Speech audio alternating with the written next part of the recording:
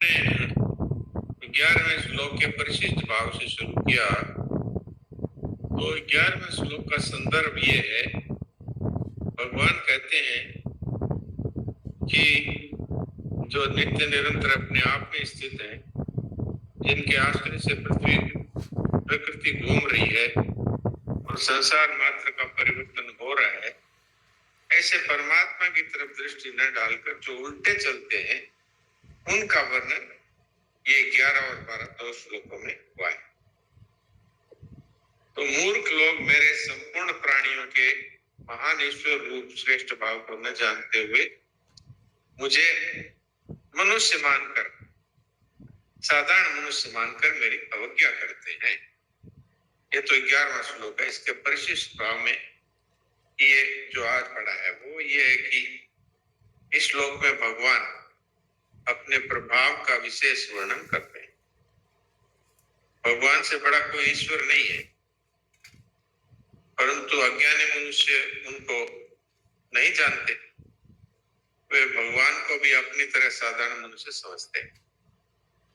कोई कहता है भगवान श्री कृष्ण एक महापुरुष थे, ईश्वर नहीं थे, और कोई कहते हैं कि वो तो एक प्रकार से जादूगर थे। तो ये सब अपनी अपनी मूढ़ता है, उसको भगवान पर आरोपित करते हैं। तो इसलिए हमें तो जो भगवान ने जो वचन कहे हैं उन पर गंभीरता से विश्वास करना चाहिए, ताकि भगवान को ये न कहना पड़े कि मूर्ख लोग। तो हम तो उन मूर्खों में है नहीं, क्योंकि हमें तो भगवान के वास्तविक स्वरूप को जानने की लालसा है, तभी तो हम लोग सब इकट्ठे होते हैं। और केवल स्वरूप को जानने की लालसा नहीं है, उससे प्रेम की इच्छा है, क्योंकि वास्तव में उनके प्रेम के समान और कुछ भी नहीं है। तो ये बात 11वें श्लोक में कहा है। और भगवान ने ये बात इसलिए कही है कि भाई ये आप समझ लें कि ऐसे बहुत से लोग मिलेंगे जो ये कहेंगे कि कृष्ण जी कौन से भगवान थे, राम जी कौन से भगवान थे, वो तो औरों से एक श्रेष्ठ पुरुष थे, इसलिए उनको लोग भगवान मानने लगे। लेकिन ये बात बिल्कुल ही सरासर भूल है।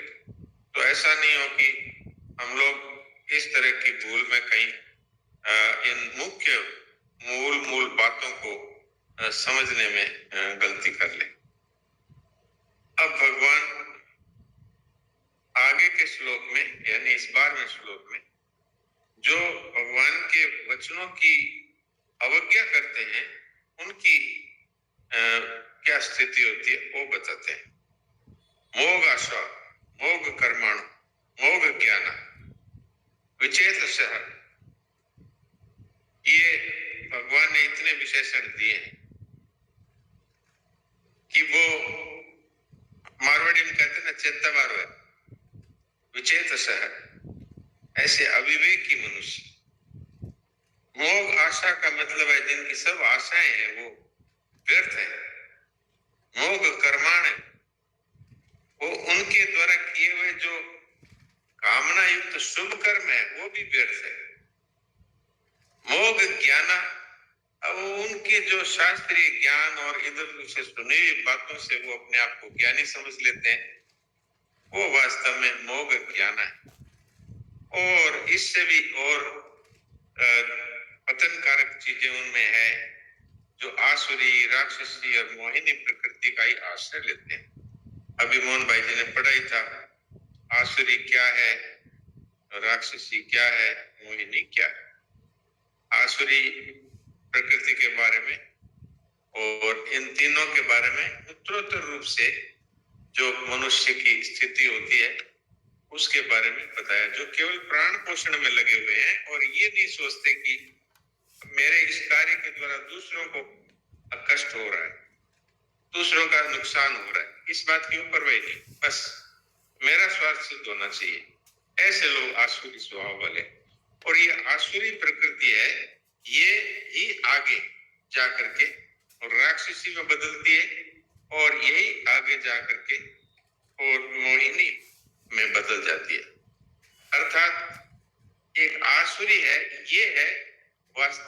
बेसिक अर्थात आधारभूत गड़बड़ी ये है अपना ही स्वार्थ सिद्ध करना, अपने ही प्राण पिंड पोषण परायण होना। तो अपने मारवाड़ी में कहावत है कि सूल सटे भैंस मार दे, मतलब अपने लिए एक कांटा चाहिए, लेकिन उसके लिए ये भैंस को मार दो, इसकी हड्डी से कांटा बना लेंगे। तो इस तरह से जो दूसरों का कितना ही नुकसान हो, हमारा स्वार्थ सिद्ध हो जाए, इस तरह के लोग हैं वो आसुरी भाव वाले कहलाते। और राक्षसी वो हैं जो स्वार्थ पूर्ति में, कामना पूर्ति में बाधा लगी तो गुस्से में आकर के वो किसी को नुकसान पहुंचाते हैं, यहाँ तक कि मार ही डालते हैं। ऐसे लोग हैं वो राक्षसी स्वभाव के हैं। और कुछ ऐसे हैं जिनका न तो कोई स्वार्थ है न कोई परमार्थ है, एक प्रमाद बस दूसरों को कष्ट देते हैं। जैसे महाराज जी ने उदाहरण दिया, उड़ते हुए पक्षी को गोली मार दी, सोते हुए कुत्ते को लाठी मार कर चल दिए। इस तरह के लोग हैं वो मोहिनी स्वभाव वाले। तो हमें तो ये बातें इसलिए बताई जा रही है कि भाई हम इन बातों का विशेष ध्यान रखें। कहीं ऐसा तो नहीं है कि अपने स्वार्थ के लिए दूसरों को असुविधा करते हैं, दूसरों का नुकसान करते हैं। मूल रूप से अगर इस बात का ध्यान रखेंगे तो आगे जाकर के राक्षसी और मोहिनी में नहीं पड़ेंगे। और यहाँ तो भगवान ने जो बातें कही है, महाराज जी ने भी उन बातों को एक प्रकार से ये कह दिया कि कामना ही मूल में इन तीनों प्रकृतियों के मूल में है। कामना की प्रधानता होने से आसुरी प्रकृति आ गई, और जहां कामना में बाधा लगी तो राक्षसी प्रवृत्ति अर्थात क्रोध आ गया। और जहां क्रोध आ जाता है वहां फिर मूढ़ता आ जाती है। बाप है सामने कि भाई है सामने, कि पत्नी है सामने, अपने से बड़े सामने है, लेकिन वो इतना सम्मोह में चला जाता है कि वो जो कुछ मुंह में आता है बकता है, और जो कुछ उसके द्वारा होता है। तो तभी तो हम सुनते हैं कि माँ को गोली मार दी, पिताजी के सिर में कुल्हाड़ी से वार कर दिया। ये सब क्या है? ये सब क्रोधात भवति सम्मोह है। क्रोध के कारण से मनुष्य को इस तरह का सम्मोह हो जाता है कि वो क्या कर रहा है ये उसको खुद को ही नहीं मालूम, बाद में वो सिर पकड़ कर रोता है। तो ये जो बातें हैं ये मूल में कामना हमें छोड़नी है। तो फिर ये सारी जितनी ये बताई है आसुरी, राक्षसी और मोहिनी, ये सब का जड़ मूल से नाश हो जाता है। नारायण नारायण। डॉक्टर साहब, इसका मतलब ये है कि कामना इनकी माँ है, ये सब इनके बेटा बेटी है। हाँ बिल्कुल, मूल में कामना है। अगर कामना रही तो होती तो आदमी परमात्मा से मिल जाता है। देखिए इसका कितना बड़ा महात्म्य है। ऐसा होना चाहिए और ऐसा नहीं होना चाहिए। अगर ये बात हम अभी छोड़ दें तो हम परमात्मा के साथ एक हो जाते हैं। वो तो साफ साफ कह दिया संतों की वाणी में, तू तो पूर्ण ब्रह्म था जो चाह न होती बीच। तो तू तो पूर्ण ब्रह्म था नहीं, हम हैं। अगर हम अभी चाहना छोड़ दें तो इसमें था नहीं रहेगा। पूर्ण ब्रह्म की ही प्राप्ति है सदा स्वतः। जी डॉक्टर साहब, इसमें ये इस बात पे जोर दिया गया है, स्वामी जी महाराज ने कहा है कि जो मनुष्य शास्त्र विहित कर्म करते हैं, यज्ञ दान तप आदि, तो वो जो अपने वेदों में जो शास्त्रीय कर्म है वो बताए गए हैं, उन्हीं के अनुसार वो चलते हैं। तो किंतु उनका फल तो वो लेते हैं, फल की उनकी कामना भी है। तो फिर ऐसे मनुष्य हैं, वो उनको तो समाज में तो उनको श्रेष्ठ कहा जाता है। ये बहुत यज्ञ करते हैं, दान करते हैं, सेवा भी करते हैं, वो भगवान का पाठ पूजा भी करते हैं। तो उनको नाशवान फल मिलेगा, तो उनको फिर मनुष्य जीवन मिलेगा, मुक्त तो नहीं होंगे, कल्याण तो नहीं होगा। तो यही बात है ना, और कोई है इसमें बात नहीं? इसमें ये बात भी नहीं है कि वो उनको मनुष्य जन्म मिलेगा ही। गीता पाठ करने वालों को तो मनुष्य जन्म मिलेगा, ये बात पक्की है। लेकिन ये जो सकाम भाव से करने वाले हैं, इनको ऊंचे ऊंचे लोग मिल सकते हैं। और फिर उसके बाद में उनके जो जो कर्म थे उनमें से सकाम भाव होने से के द्वारा कई पाप भी हुए होंगे, तो इसलिए उनको जरूरी नहीं है कि वापस मनुष्य ही बनाए, उसको फिर नरक और नीतियों भी मिल सकती है। तो इसलिए वास्तव में कामना का त्याग है, वो चाहे सकाम भाव से करते हैं, तो आप जैसे आपने बोला कि उनको यहाँ लोग अच्छा मानते हैं, तो उनमें ये कामना भी होती है कि हम 108 कुंडी यज्ञ करेंगे तो मेरा नाम हो जाएगा चारों तरफ। तो ये भी तो एक कामना ही है। तो वो जो कामना में पड़े हुए लोग हैं, उनका विधि पूर्वक यज्ञ भी नहीं होता। वो जो अपने जो यज्ञ की सामग्री आती है उसमें अगर अशुद्ध किया गया, जो चर्बी से मिला हुआ, पशुओं की हिंसा से युक्त, तो उसका उल्टा फल भी हो सकता है। और अगर ब्राह्मणों में उन्होंने ऐसे ही ब्राह्मण बिठा दिए, बोले अपने तो ब्राह्मण होने चाहिए, कोई से भी हो, उनको बढ़िया शास्त्र का ज्ञान नहीं है, सही ढंग से मंत्रों का उच्चारण नहीं हुआ, तो भी उनकी दुर्गति हो सकती है, उल्टा सदगति की जगह। ये बात जी, कामना से नाश ना कर, ये बात। और भाई बहन के प्रश्न हो तो पूछ सकते हैं जी। डॉक्टर साहब, यानी कि भाव आपका ये है कामनाओं के प्रति कि जितना जीवन में ये भटकाव है, ये हालचाल है, इसका मूल कारण केवल और केवल कामना ही है, इच्छाएं ही है। यही कहना चाह रहे ना आप? एकदम एकदम यही बात है।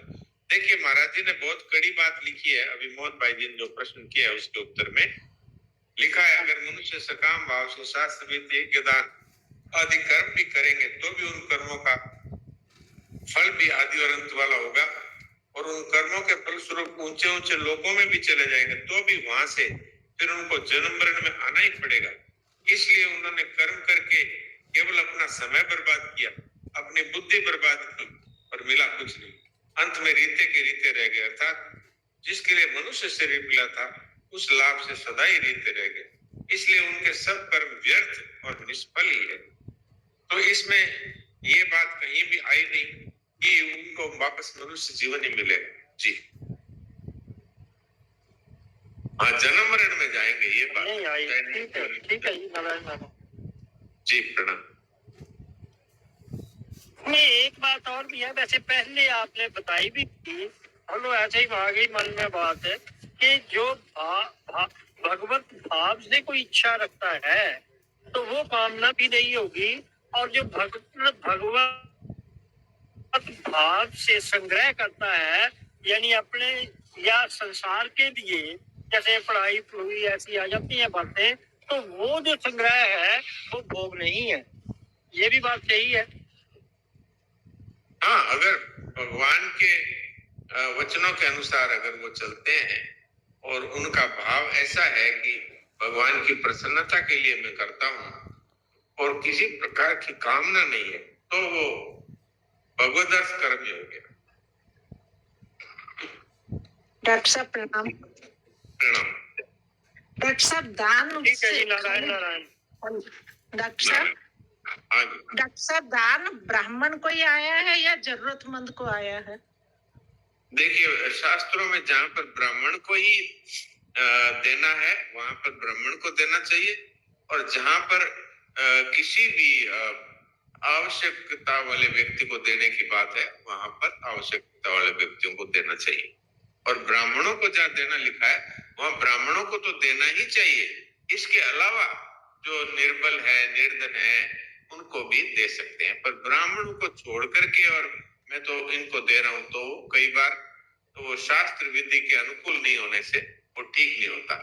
इसलिए जैसे अभी श्राद्ध है, तो श्राद्ध में आपको मान लीजिए आपके पिताजी माताजी का श्राद्ध है, तो आपको अपने एक ब्राह्मण देवता को बुलाना चाहिए जो पति पत्नी दोनों को भोजन करा देना चाहिए।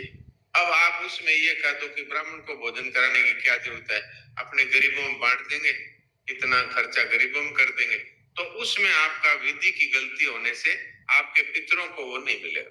जी डॉक्टर साहब संत ब्राह्मण भी कहाँ मिलते हैं अभी? नहीं, जैसे हम कलयुगी मनुष्य हैं, कलयुगी लोग हैं, उनके लिए कलयुगी ब्राह्मण मिल जाते हैं। एक बार किसी ने पूछा था स्वामी जी महाराज से किसी ने पूछा था कि अच्छे ब्राह्मण मिलते नहीं तो फिर क्या करें?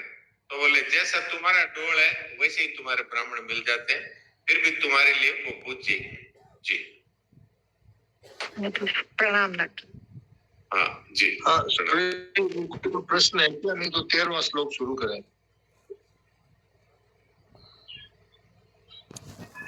सुरेश जी, एक बात